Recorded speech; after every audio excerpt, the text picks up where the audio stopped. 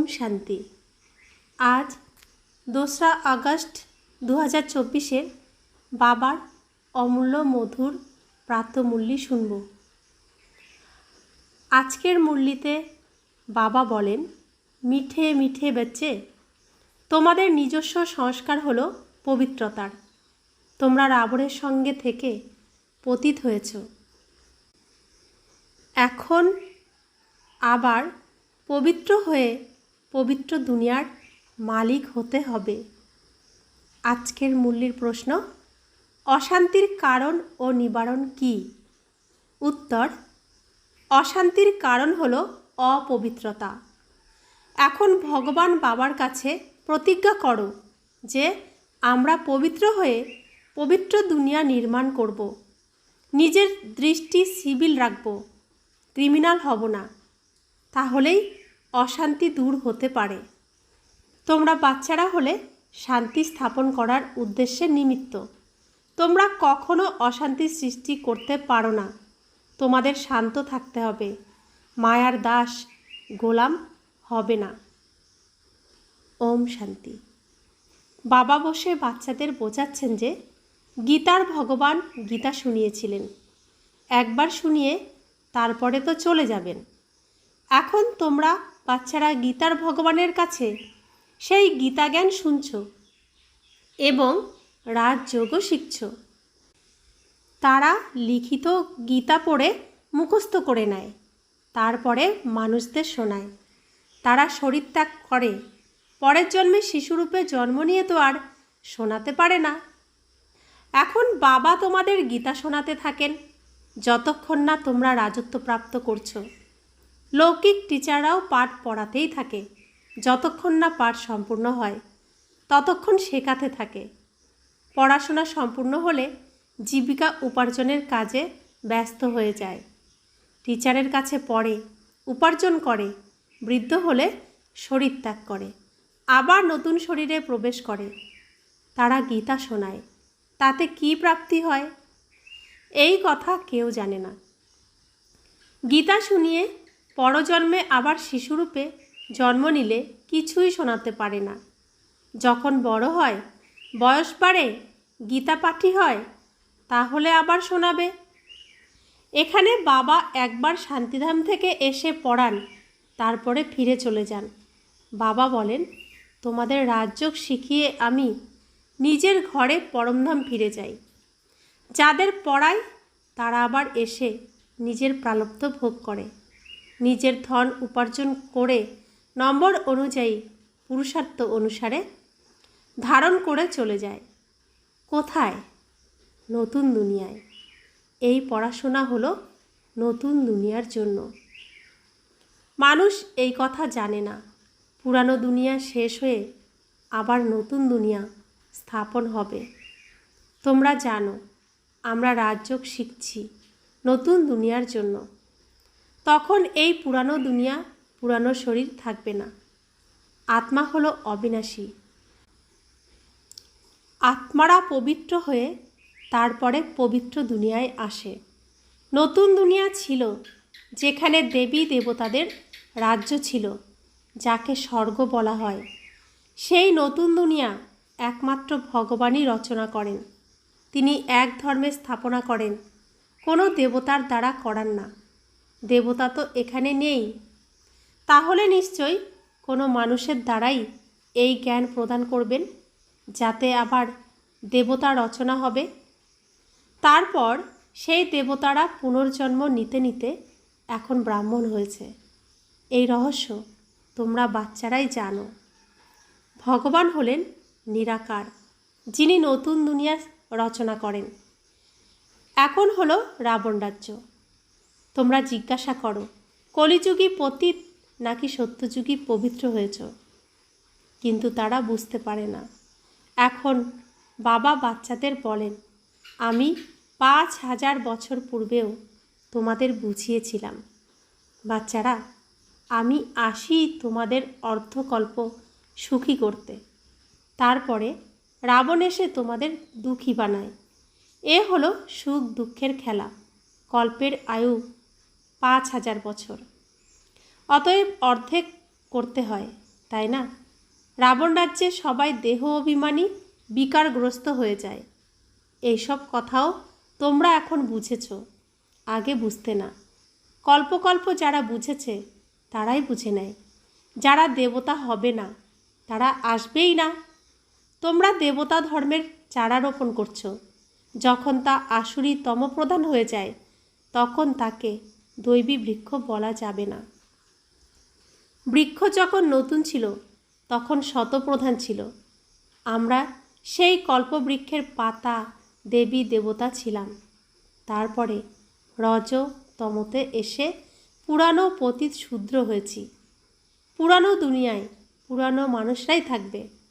পুরানোকে আবার নতুন করতে হয়। এখন দেবী দেবতা ধর্ম প্রায় লুপ্ত হয়েছে।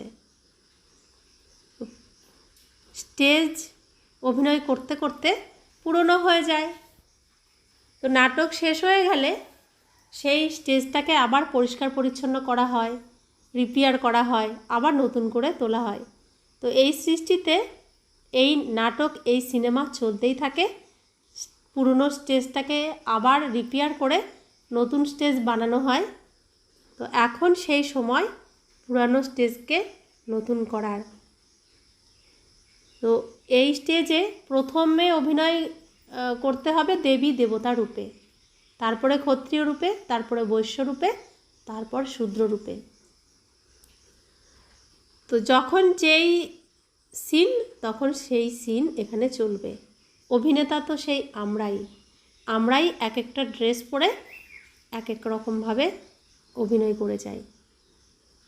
তো বাবাও বলেন, যখন ধর্মের গ্লানি হয় তখন জিজ্ঞাসা করা হবে কোন ধর্মের গ্লানি হয়। অবশ্যই বলা হবে আদি সনাতন দেবী দেবতা ধর্মের, যা আমি স্থাপন করেছিলাম। সনাতন ধর্ম, দেবী দেবতা ধর্ম শাশ্বত, অবিনাশী, শুদ্ধ, যা ভগবান স্থাপন করেন। দ্বিতীয় কেউ এই ধর্ম স্থাপন করতে পারে না। সেই ভগবানের দ্বারা স্থাপিত সনাতন ধর্ম আজকে প্রায় লুপ্ত, নামটাই শুধু রয়ে গেছে। বাবা বলছেন সেই ধর্ম প্রায় লুপ্ত হয়ে গেছে। সেই ধর্মের পরিবর্তে অধর্ম হয়েছে। সুতরাং যখন ধর্ম থেকে অধর্মের বৃদ্ধি হয়ে যায় তখন বাবা আসেন। এমন বলা হবে না ধর্মের বৃদ্ধি, ধর্ম তো প্রায় লুপ্ত হয়েছে। অধর্মের বৃদ্ধি হয়েছে, ধর্মের বৃদ্ধি হয়নি। বৃদ্ধি তো সব ধর্মের হয়। একজন ক্রাইস্টের দ্বারা খ্রিস্টান ধর্মের কতখানি বৃদ্ধি হয়। যদিও দেবী দেবতা ধর্ম প্রায় লুপ্ত হয়েছে, পতিত হওয়ার দরুন নিজেরাই নিজের গ্লানি করেছে। ধর্ম থেকে অধর্ম একটিই হয়, অন্য সবই ঠিক চলছে। সবাই নিজের নিজের ধর্মে স্থির আছে। যে আদি সনাতন দেবী দেবতা ধর্ম পবিত্র ভাইসলেস ছিল, সেই ধর্মই অপবিত্র হয়ে পড়েছে। আমি পবিত্র দুনিয়া স্থাপন করি যা পতিত শূদ্র হয়ে যায়, অর্থাৎ সেই ধর্মের গ্লানি হয়ে যায়। যে ধর্ম ভগবান স্থাপন করেন, রাবণ এসে সেই ধর্মটাকেই শেষ করে দেয়, দেবতাদের শূদ্র বানিয়ে দেয়, অপবিত্র হয়ে নিজেরই গ্লানি করায়, বিকারগ্রস্ত হয়ে পতিতে পরিণত হয়। ফলে নিজেকে দেবতা বলতে পারে না, স্বর্গ বদলে নরকে পরিণত হলো। সুতরাং কেউ আর বা অর্থাৎ পবিত্র নেই। তোমরা তো কতখানি ছি অর্থাৎ পতিত হয়েছ। বাবা বলেন, তোমাদের বা ফুলে পরিণত করি। রাবণ তোমাদের কাঁটায় পরিণত করে। পবিত্র থেকে পতিত হয়েছ, নিজের ধর্মের অবস্থা দেখতে হবে। আহ্বান করে যে এসে আমাদের অবস্থা দেখো, আমরা কতখানি পতিত হয়েছি, আবার আমাদের পবিত্র করো। পতিত থেকে পবিত্র করতে বাবা আসেন। অতএব পবিত্র হওয়া উচিত, অন্যদেরও পবিত্র করা উচিত। আমরা বাচ্চারা বাবার ঘর থেকে আসি, এখানে খেলাধুলা করতেই থাকি। খেলাধুলা করতে করতে এত কাদা মেখে ফেলি যে নিজেকে নিজেই পরিষ্কার করতে পারি না। তখন আবার ও বাবা এসো আমাকে পরিষ্কার করে দাও, আমরা ডাকি, মুক্ত করো, আমাকে মুক্ত করো, এই নোংরার থেকে আমাকে মুক্ত করো। সে নোংরা মেখেছে কে? নিজেই তো মেখেছি আমরা। নিজে মেখে আবার বাবাকে ডাকি, তুমি এসে পরিষ্কার করে দাও।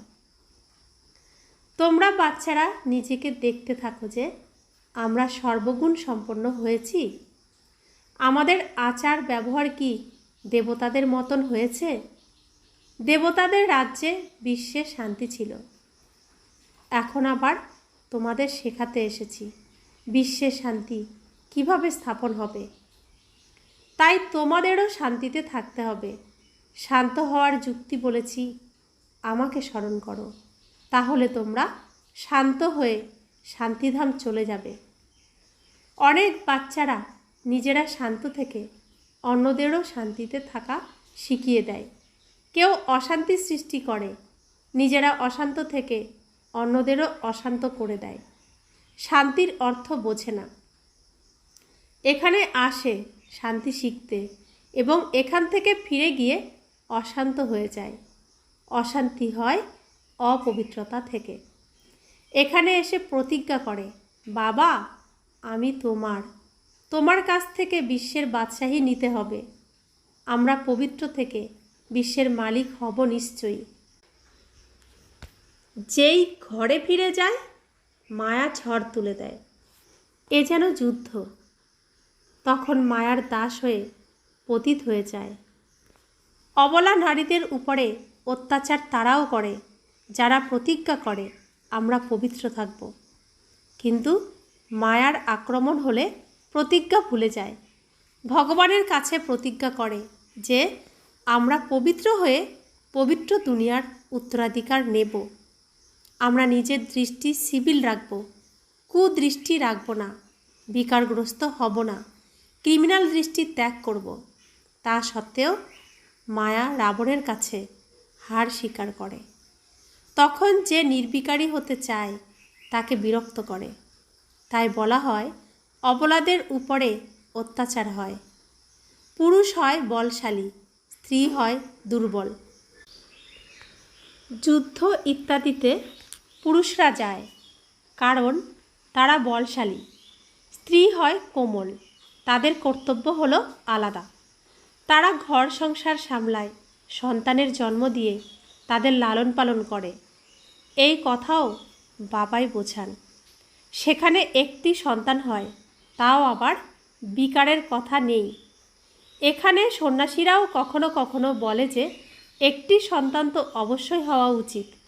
ক্রিমিনাল দৃষ্টিযুক্ত ঠগ এমন শিক্ষাই দিয়ে থাকে। এখন বাবা বলেন এই সময়ের বাচ্চারা কী কাজে লাগবে যখন বিনাশ সামনে দাঁড়িয়ে আছে? সবই তো শেষ হয়ে যাবে। আমি এসেছি পুরানো দুনিয়ার বিনাশ করতে। তো বাবা দেখেন সত্যি কথা বলেন, সত্য পিতা সত্য কথাই বলেন। বলে এখন যে সন্তান কামনা করছে প্রত্যেকে, এখন সেই সন্তান এসে কী কাজে লাগবে? এখন তো এসে চলে যেতে হবে। বিনাশ সামনে দাঁড়িয়ে রয়েছে, চারিদিকে বিনাশের তাণ্ডব, প্রকৃতির খেলা শুরু হয়ে গেছে।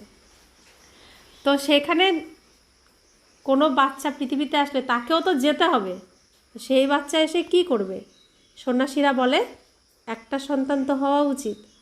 তাই বাবা বলছেন বিনাশ তো সামনে দাঁড়িয়ে আছে, সব তো শেষ হয়ে যাবে, সেই বাচ্চাটা এসে কি করবে? বাবা বলছেন সেসব হলো সন্ন্যাসীদের কথা, তারা তো বিনাশের কথা জানে না। তোমাদের অসীম জগতের পিতা বোঝাচ্ছেন এখন বিনাশ হবে, তোমাদের সন্তান উত্তরাধিকারী হতে পারবে না। তোমরা ভাবো আমাদের বংশের উত্তরাধিকারী থাকবে, কিন্তু পতিত দুনিয়ার কোনো চিহ্ন থাকবে না। তোমরা বোঝো যে আমরা পবিত্র দুনিয়ার ছিলাম। মানুষও স্মরণ করে, কারণ পবিত্র দুনিয়া পার হয়েছে, যাকে স্বর্গ বলা হয়। কিন্তু এখন তমপ্রধান হওয়ার জন্য বুঝতে পারে না। তাদের দৃষ্টি হয়েছে ক্রিমিনাল। একেই বলা হয় ধর্মের গ্লানি। আদি সনাতন ধর্মে এমন কথা হয় না। আহ্বান করে, পতিত পাবন এসো। আমরা পতিত দুঃখী হয়েছি। বাবা বোঝান, আমি তোমাদের পবিত্র বানাই, কিন্তু মায়া রাবণের প্রভাবে তোমরা পতিত হয়েছ। এখন আবার পবিত্র হও। পবিত্র হও, কিন্তু মায়ার যুদ্ধ চলতে থাকে। বাবার কাছে স্বর্গের অধিকার প্রাপ্ত করার পুরুষার্থ করছিলে, কিন্তু যদি আবার মুখ কালো করো, অর্থাৎ বিকারগ্রস্ত হও, তাহলে স্বর্গের উত্তরাধিকার পাবে কিভাবে? বাবা আসেন সুন্দর বানানোর জন্য। দেবতারা যারা সুন্দর ছিলেন তারাই শ্যাম হয়েছেন। দেবতাদেরই শ্যামবর্ণের শরীর দেখানো হয়। ক্রাইস্ট, বুদ্ধ ইত্যাদিকে কখনো কালো দেখেছ? দেবী দেবতাদের চিত্র কালো বানানো হয়। যিনি সকলের সদ্গতি দাতা, পরমপিতা পরমাত্মা, সর্বজনের পিতা, যাকে বলা হয় পরমপিতা পরমাত্মা, এসে লিবারেট করো। তিনি কালো হতে পারেন না। তিনি হলেন সদা সুন্দর, এভার পিওর। কৃষ্ণ অন্য দেহ ধারণ করেন, তবুও তিনি পবিত্র, তাই না? মহান আত্মা দেবতাদেরই বলা হয়। কৃষ্ণ হলেন দেবতা। এখন কলিযুগ। কলিযুগে মহান আত্মা কোথা থেকে আসবে? শ্রীকৃষ্ণ তো সত্যযুগের প্রিন্স ছিলেন, তার দিব্য গুণ ছিল। এখন দেবতা ইত্যাদি কেউ নেই। সাধু সন্ন্যাসী পবিত্র হয়, কিন্তু পুনর্জন্ম হয় বিকার দ্বারা। তারপর সন্ন্যাস ধারণ করতে হয়। দেবতারা সর্বদা পবিত্র থাকেন। এখানে রাবণের রাজ্য। রাবণের 10টি মাথা দেখানো হয়, 5টি স্ত্রীর, 5টি পুরুষের। তোমরা এই কথাও বুঝেছ, 5 বিকার প্রত্যেকের মধ্যে আছে, দেবতাদের মধ্যে আছে। এমন বলা হবে না, ওটা হলো সুখধাম।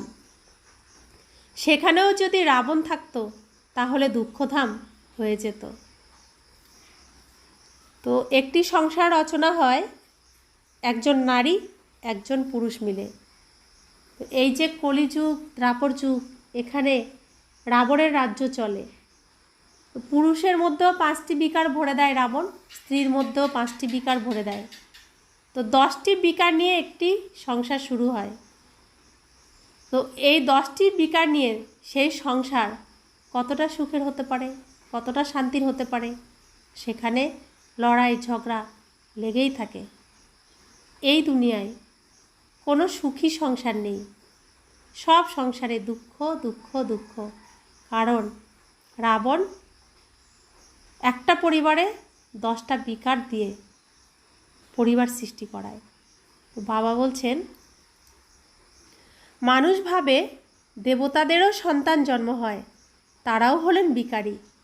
তারা এই কথা জানে না যে দেবতাদের জন্যে গাওয়া হয় সম্পূর্ণ নির্বিকারী। তাই তো তাদের পূজা করা হয়। সন্ন্যাসীদের মিশন হয়, শুধুমাত্র পুরুষদের সন্ন্যাস ধারণ করিয়ে মিশন বাড়ানো হয়। বাবা যদিও প্রবৃত্তি মার্গের নতুন মিশন তৈরি করেন, যুগলকে পবিত্র করেন, তারপরে তোমরা গিয়ে দেবতা হবে। তোমরা এখানে সন্ন্যাসী হতে আসনি, তোমরা এসেছ বিশ্বের মালিক হতে। আমরা যারাই আসি এখানে প্রত্যেকেই গৃহস্থী। আর এই জ্ঞানই হলো গৃহস্থীদের জন্য, সংসারীদের জন্য।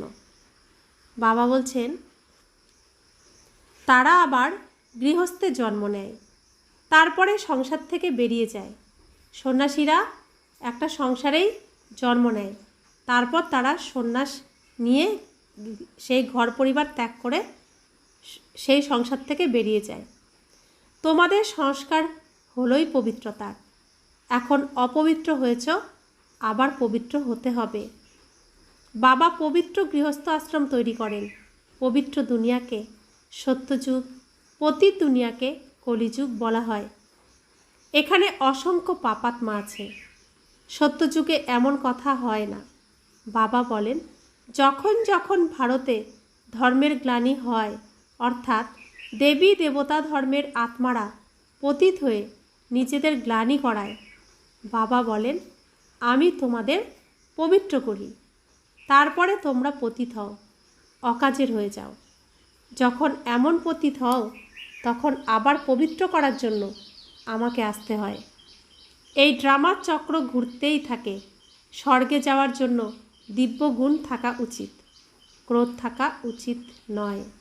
যদি স্বর্গে যেতে চাই, বৈকুণ্ঠে যেতে চাই, শ্রীকৃষ্ণর রাজধানীতে যেতে চাই, বৈকুণ্ঠ লাভ করতে চাই, তবে সম্পূর্ণ বিকার মুক্ত হতেই হবে, শ্রীকৃষ্ণর সমান হতেই হবে।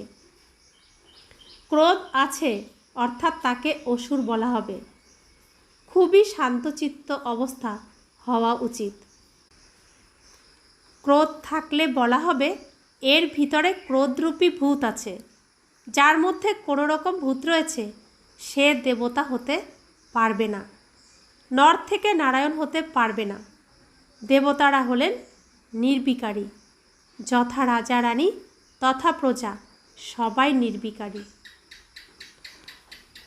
সত্যযুগে যেতে হলে, শ্রীকৃষ্ণের রাজধানীতে যেতে হলে প্রত্যেককে নির্বিকারী হতে হবে। শ্রীকৃষ্ণের দুনিয়ায় রাজা রানীও নির্বিকারী, প্রজারাও নির্বিকারী, দাস দাসীরাও নির্বিকারী, প্রত্যেকেই সমান গুণের অধিকারী। ভগবান বাবা এসে সম্পূর্ণ নির্বিকারী বানান। স্বয়ং ভগবান আসেন এসে এই যে এত পরিশ্রম করেন, আমাদেরকে শূদ্রকুলের থেকে, অসুরকুলের থেকে তুলে এনে এই দেবতার কুলে, ঈশ্বরীয় কুলে জন্ম দেন, নতুন জন্ম দেন, পবিত্র জন্ম দেন। এই পবিত্রতার বলের দ্বারাই আমরা সত্যযুগে পৌঁছাতে পারব, শ্রীকৃষ্ণের দুনিয়া প্রাপ্ত করব। তো পবিত্রতাই হলো মুখ্য। পবিত্রতার উপরেই সব কিছু নির্ভর করছে। अच्छा, मीठे मीठे सिकिला दे बच्चों प्रति माता पिता बाप दादा का याद प्यार और गुड मॉर्निंग। रूहानी बाप की रूहानी बच्चों को नमस्ते। हम रूहानी बच्चों की रूहानी माता पिता बाप दादा को याद प्यार, गुड मॉर्निंग और नमस्ते नमस्ते नमस्ते। शुक्रिया बाबा, शुक्रिया बाबा, शुक्रिया। धारणार जन्य मुख्य सार। বাবার কাছে পবিত্রতার প্রতিজ্ঞা করেছ, তাই নিজেকে মায়ার আক্রমণ থেকে বাঁচাতে হবে। কখনো মায়ার দাস হবে না, এই প্রতিজ্ঞা ভুলবে না, কারণ এখন পবিত্র দুনিয়ায় যেতে হবে। পবিত্র দুনিয়ার কাছে আমরা প্রায় এসে গেছি। তাই বাবা বলছেন মায়ার দাস হবে না। মায়া তোমাকে দাসী বানানোর জন্য আসবে, তুমি মায়ার দাস হবে না।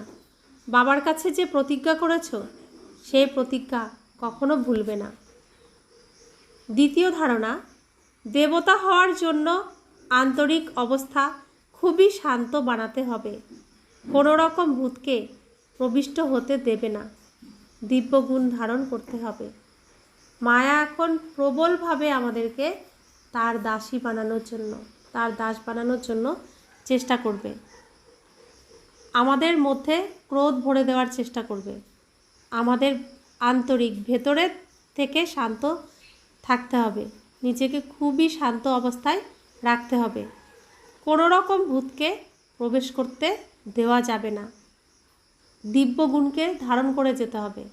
যত দিব্যগুণ শক্তিশালী হবে তত মায়া দূরে চলে যাবে।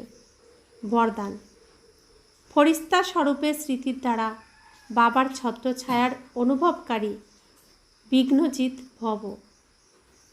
অমৃত বেলায় ঘুম থেকে ওঠার সাথে সাথেই স্মরণ করো যে আমি হলাম ফরিস্তা।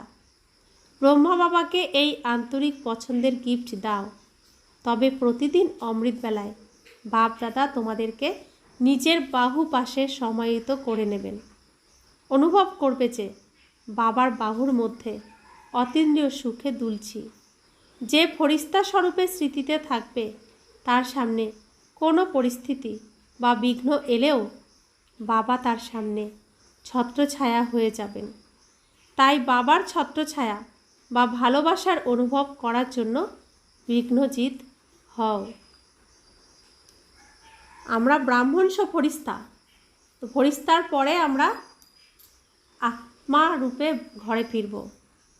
আমি এখন ফরিস্তা রূপে ব্রহ্মা বাবার সামনে যাব। তো ব্রহ্মা বাবা আমাকে নিজের বাহুতে কোলে তুলে নেবেন, আর বাহুর মধ্যে তার আদরের দোলনায় দুলছি, এই অতীন্দ্রিয় সুখের অনুভব হবে। বাবার সামনে থাকবো, বাবার ছত্রছায়া হয়ে যাবেন আমার।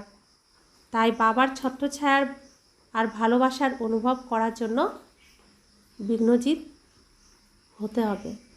স্লোগান: সুখস্বরূপ আত্মা স্বস্থিতির দ্বারা পরিস্থিতির উপরে সহজেই বিজয় প্রাপ্ত করে নেয়। যার মধ্যে তৃপ্ততা আছে, যে তৃপ্ত, যে নিজেকে সুখী মনে করে, তো সে যে কোনো পরিস্থিতি সামনে আসুক সহজেই শান্তভাবে পার করে নিতে পারে, আর পরিস্থিতিকে সামলে পরিস্থিতির উপর বিজয় প্রাপ্ত করে। তো আমাকে এই দুনিয়ার সমস্ত আকর্ষণ, সমস্ত ইচ্ছা থেকে নিজেকে উপরে তুলতে হবে, তবে আমি প্রকৃত সুখের অনুভব করতে পারবো। কোনো কিছুর প্রতি যদি আকর্ষণ থাকে, ইচ্ছা থাকে, আমি কখনোই নিজেকে সুখী অনুভব করতে পারবো না। কারণ যতক্ষণ না সেই জিনিসটি, সেই বস্তুটি পাচ্ছি, ততক্ষণ মন তৃপ্ত হবে না। তাই ইচ্ছা মাত্রম অবিদ্যা, বাবা আমাদের শিক্ষা দিয়েছেন। এই নোংরা দুনিয়ার নোংরা কোনো কিছুর প্রতি ইচ্ছা রাখবো না। ওম শান্তি।